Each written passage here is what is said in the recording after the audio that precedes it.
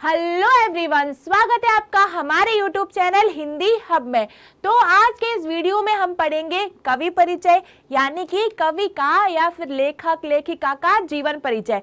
तो अक्सर परीक्षाओं में पूछा जाता है, जब भी आप एग्जाम्स देंगे तो अक्सर आपसे परीक्षाओं में कवि परिचय, कवि का जीवन परिचय, कवि का जन्म कब हुआ, कवि की कौन कौन सी रचनाएं हैं और साथ ही साथ उनको अपनी रचनाओं के लिए कौन कौन से पुरस्कार मिले, तो ये सारी बातें आपके एग्जाम्स में पूछी जाती हैं। इसीलिए आपसे रिक्वेस्ट है कि वीडियो को पूरा देखें, शुरू से लेके एंड तक देखें और साथ ही साथ चैनल को लाइक करें, सब्सक्राइब करें और कमेंट बॉक्स में मुझे बताएं कि आपको ये वीडियो कैसा लगा। तो चलिए स्टार्ट करते हैं हम अपना वीडियो।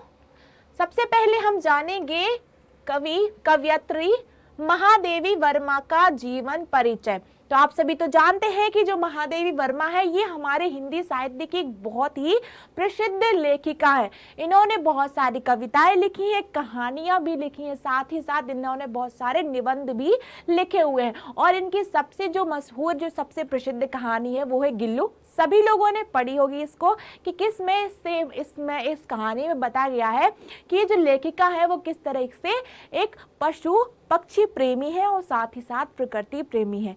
ठीक है, चलिए तो स्टार्ट करते हैं। महादेवी वर्मा का जन्म। महादेवी वर्मा का जन्म 26 मार्च, याद रखना, आपको उनका जन्म याद रखना है हमेशा। महादेवी वर्मा का जन्म 26 मार्च सन 1907 में उत्तर प्रदेश राज्य के फर्रुखाबाद नगर में हुआ था। ठीक है, उनका जन्म कहाँ हुआ था और उनका जन्म किस दिन हुआ था, ये सब आपको याद रखना है। महादेवी वर्मा का जन्म 26 मार्च सन 1907 में उत्तर प्रदेश राज्य के फर्रुखानगर में हुआ था।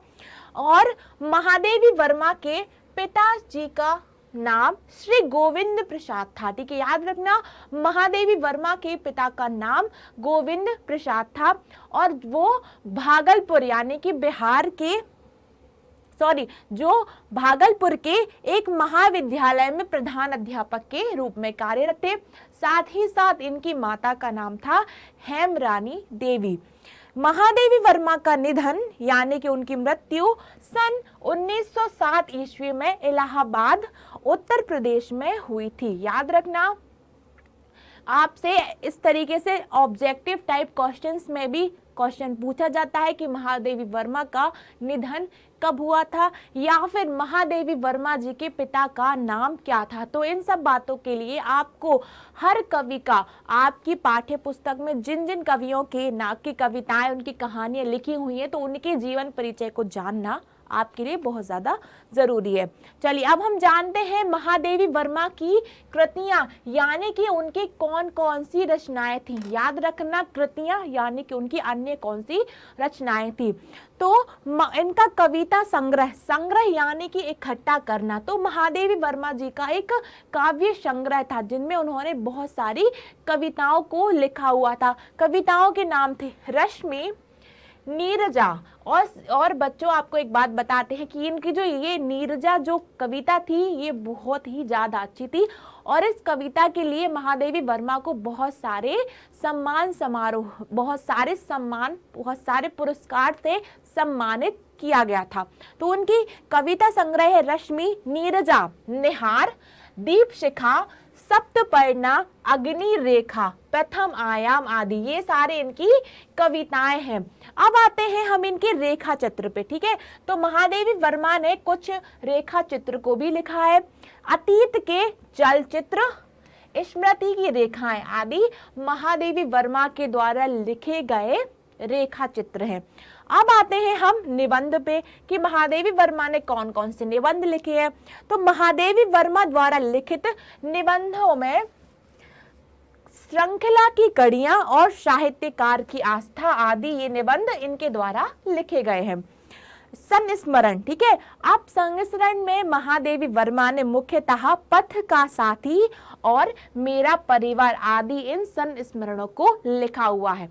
तो आपको याद रखना है कि महादेवी वर्मा का जन्म कब हुआ, उनके पिता का नाम क्या था, उनकी कौन कौन सी रचनाएं थी। इन सभी रचनाओं को आपको याद रखना है। परीक्षाओं में इस तरीके से भी क्वेश्चंस पूछे जाते हैं कि महादेवी वर्मा की 4 रचनाओं के नाम लिखिए। तो आपको किन्हीं 4 रचनाओं के नाम लिखने हैं, भले ही वो कविता हो, भले ही वो कहानियां हो। ठीक है, चलिए अब जानते हैं कि महादेवी वर्मा को उनकी रचनाओं के लिए कौन कौन से पुरस्कारों से सम्मानित किया गया। तो लिखा है कि सर्वप्रथम यानी कि सबसे पहले 1943 में 1943 में मंगला प्रसाद पारितोषिक तथा भारत भारती सम्मान से उन्हें सम्मानित किया गया था। 1956 में 1956 में भारत सरकार द्वारा पद्म भूषण से अलंकृत किया गया था। हमारे जो देश के सबसे बड़े सम्मान है, सबसे बड़े पुरस्कार है, वो है पद्म भूषण, पद्म विभूषण। ठीक है, तो ये इनमें से जो पद्म भूषण, ये जो सम्मान है, यह महादेवी वर्मा जी को दिया गया था। फिर लिखा है कि महादेवी वर्मा जी की रचना नीरजा, तो नीरजा के लिए उन्हें सन 1934 में सस्केरिया पुरस्कार तथा यामा के लिए 1922 में उन्हें ज्ञानपीठ पुरस्कार से सम्मानित किया गया था।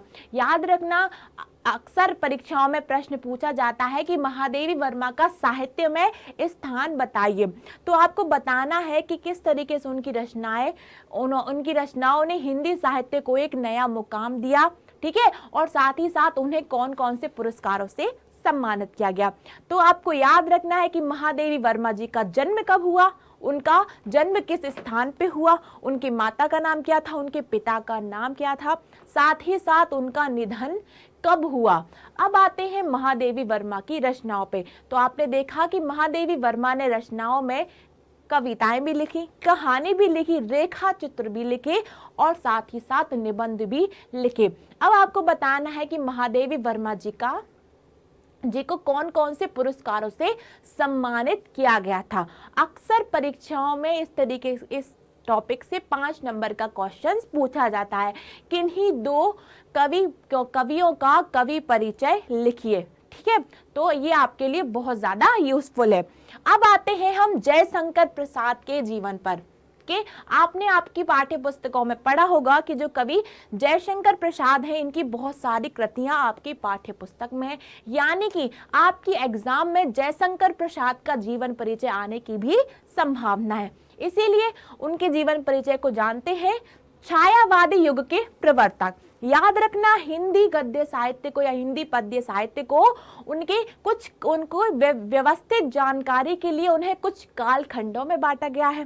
ठीक है, आप जैसे उन्हें छायावादी युग, प्रयोगवादी युग, प्रगतिवादी युग, तो इन जो युगों में से जो सबसे प्रसिद्ध युग है छायावादी युग, तो जयशंकर प्रसाद छायावादी युग के प्रमुख कवि माने जाते थे।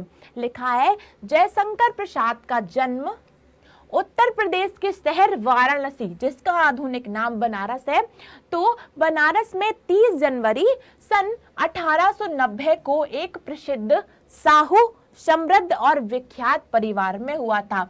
याद रखना है आपको, जयशंकर प्रसाद का जीवन परिचय, उनका जन्म हुआ था 30 जनवरी 1980 को। ठीक है, फिर इनके पिता का नाम बाबू देवी प्रसाद था। याद रखना है उनके पिता का नाम, उनकी माता का नाम मुन्नीबाई था। ठीक है, अब साथ ही साथ आप इनका निधन कब हुआ ये भी जानना है। इनका निधन सन 1936 में हुआ था।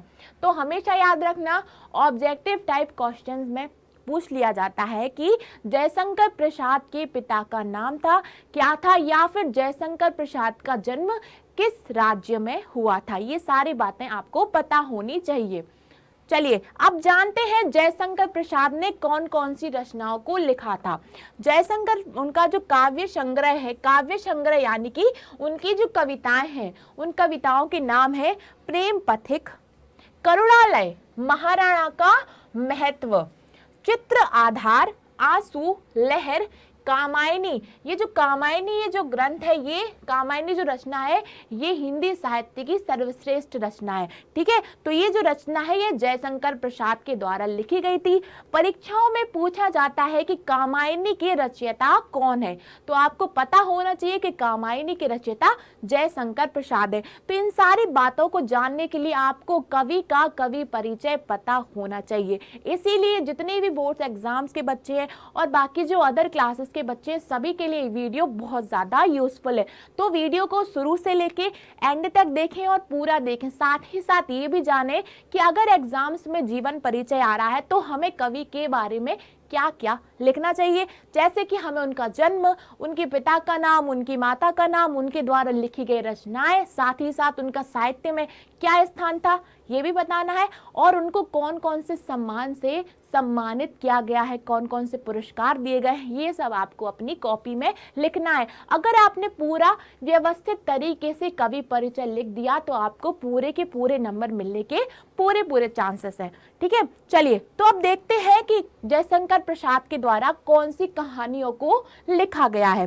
कहानी है छाया, प्रतिध्वनि, आकाशदीप, आंधी, इंद्रजाल। ये सारी कहानियां हैं जो ये जयशंकर प्रसाद के द्वारा लिखी गई हैं। अब आते हैं इन्होंने कौन कौन से उपन्यास को लिखा है। उपन्यास के नाम है कंकाल, तितली और इरावती। क्वेश्चंस पूछा जाता है कि किन्हीं दो उपन्यासकारों के नाम बताइए। तो इतना तो आपको तय है, आपने पढ़ लिया होगा कि जयशंकर प्रसाद ने भी कुछ उपन्यास को लिखा है, तो आप एक उनका भी नाम लिख सकते हैं, साथ ही साथ उनकी रचनाएं लिख सकते हैं, जैसे कि कंकाल, तितली और इरावती।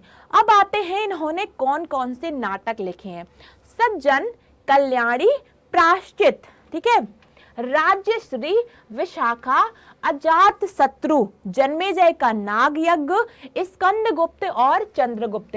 याद रखना ये जो दो नाटक हैं स्कंदगुप्त और चंद्रगुप्त, ये सबसे प्रसिद्ध सबसे लोकप्रिय नाटक हैं और ये नाटक जयशंकर प्रसाद जी के द्वारा लिखे गए हैं। ठीक है, चलिए अब जानते हैं इनकी कविताओं का भाव पक्ष और कला पक्ष कैसा था। हमेशा याद रखना अगर कोई कवि कविता लिख रहा है, कोई रचना लिख कर रहा है, तो उसमें उसका भाव पक्ष जानना जरूरी है कि उन्होंने किन किन भाव को, किन किन भाव से अपनी रचना को अलंकृत किया है। अब आते हैं कला पक्ष पे।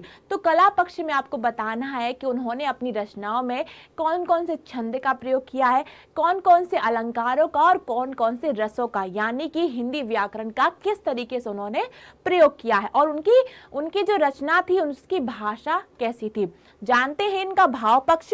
जयशंकर प्रसाद जी का काव्य प्रेम सौंदर्य और करुणा से भरा था। यहाँ पे लिखा है कि इनका जो काव्य प्रेम था वो सौंदर्य, छायावाद के कवि हैं, तो इतना तो समझ में आ ही गया होगा कि इनकी रचनाओं में ज्यादा से ज्यादा प्रकृति के बारे में इन्होंने लिखा हुआ है। प्रकृति से संबंधित प्रकृति का बहुत ही मनोरम चित्रण किया हुआ है।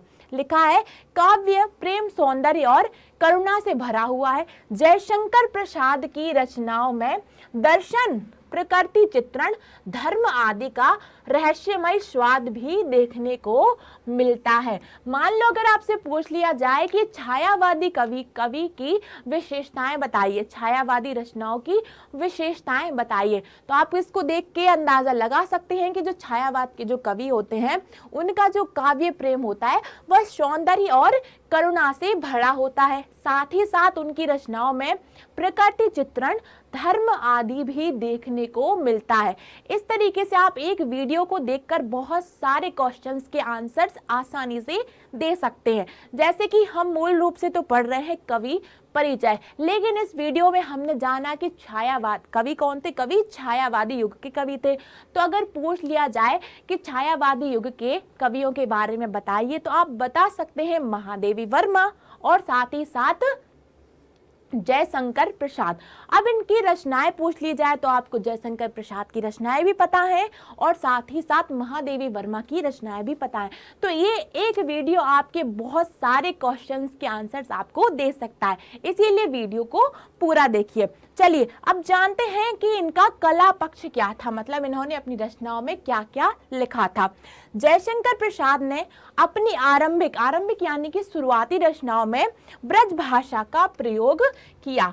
इसके बाद सभी रचनाओं में इन्होंने खड़ी बोली का प्रयोग किया है। तो जब आप जयशंकर प्रसाद की शुरुआत की रचनाएं देखेंगे तो उन्होंने ज्यादा से ज्यादा ब्रज भाषा का प्रयोग किया, फिर लेकिन उन्होंने अपनी लेखनी में इसके बाद उन्होंने सिर्फ खड़ी बोली का प्रयोग करना शुरू कर दिया।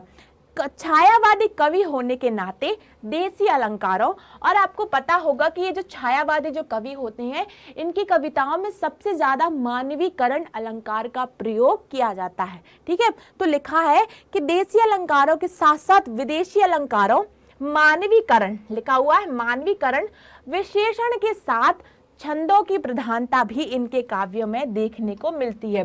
तो जब आप इनकी रचनाएं पढ़ेंगे तो इनकी रचनाओं में ज्यादा से ज्यादा विशेषण शब्दों का प्रयोग किया है और इन्होंने छंद को, इनकी छंद शैली भी बहुत ज्यादा लुभावनी थी। ठीक है, तो आज के इस वीडियो में हमने जाना बहुत ही प्रसिद्ध, बहुत ही लोकप्रिय कवि महादेव, कवयित्री महादेवी वर्मा और साथ ही साथ जयशंकर प्रसाद जी का जीवन परिचय। और ये तो सभी बच्चों के लिए बहुत ज्यादा यूजफुल है, क्योंकि परीक्षाओं में पूछा जाता है कि महादेवी वर्मा जी का जीवन परिचय बताइए और साथ ही साथ उनकी 2 रचनाएं भी बताइए। तो इस तरीके से आपको पता चल गया होगा कि अगर परीक्षा में जीवन परिचय पूछा जा रहा है तो आपको उसका आंसर कैसे लिखने हैं, आपको उनका जन्म बताना है, उनका मृत्यु कब हुई ये बताना, उनके परिवार से संबंधित बातें, उनके माता पिता के बारे में बताना है। अब आते हैं उनकी रचनाओं पे। तो आपको अगर बहुत अच्छे से नंबर चाहिए, मान लो आपका 5 नंबर का क्वेश्चन है, तो आपको उसे व्यवस्थित तरीके से उसका आंसर लिखना होगा। जैसे कि हमने अभी वीडियो में देखा कि आपको बताना है कि उन्होंने कौन कौन सी कविताओं की रचना की, उन्होंने कौन कौन सी कहानियों की रचना की, और इस सब के साथ उनका साहित्य में क्या योगदान था, उनका भाव पक्ष कैसा था, साथ ही साथ उनका कला पक्ष कैसा था। तो दोस्तों हमारे इस वीडियो को जल्दी से लाइक कीजिए और ज्यादा से ज्यादा दोस्तों के साथ शेयर कीजिए। साथ ही साथ कमेंट बॉक्स में बताइए कि आपको अब नेक्स्ट वीडियो में कौन से कवि का कवि परिचय जानना है। तब तक के लिए अपना ध्यान रखिए। Bye bye, take care.